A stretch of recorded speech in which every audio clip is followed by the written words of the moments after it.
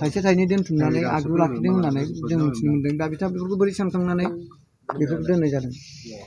आङो बेखौ सिगांनिफ्रायनो माबा मोनसे फिसा बुस्थुफोर बुथुमनानै माबा मोनसे बानायनो सानदोंमोन। दा नैबे सोलिबाय थानाय समाव गोबां मानसिफोरखौनो नुनायखाय आंबो दा फिसा आगजु बायनाय जादों। नोंथाङा बे बेसेबांसो रांखौ दोनथुमनो हादोंमोन?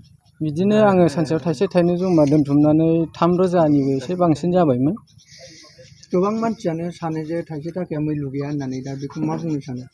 आं दा बेखौनो बुंनो सानो, मानो होनबा थाइसे थाइनै थाखायाबो बुहुत मैल्य दङ। जमा बुथुमनानै खेबसेनो बुरजा हरनो हायोबा।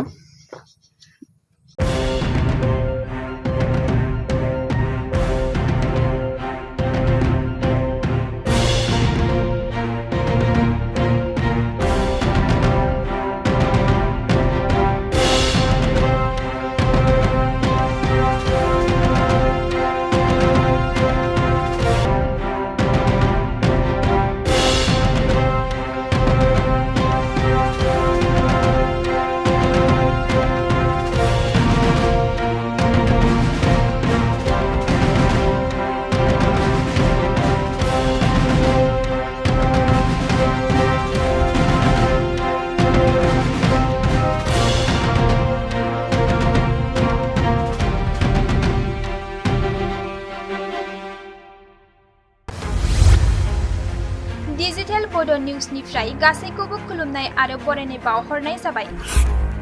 मदद आरो हेफाजाबनि नोजोरजों नोंथांमोननि सेराव दं डिजिटेल बड' निउस वेब पर्टेल। सुखु दुखुनि समाव, खैदां खैफोदनि समाव नोंथांमोननि राव जानानै ओंखारबोगोन डिजिटेल बड' निउस।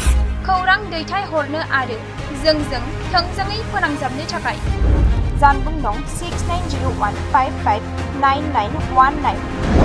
उदां आरो सैथो खौरां फोसावनायनि थांखिजों नोंथांमोननि सेराव दं डिजिटेल बड' निउस।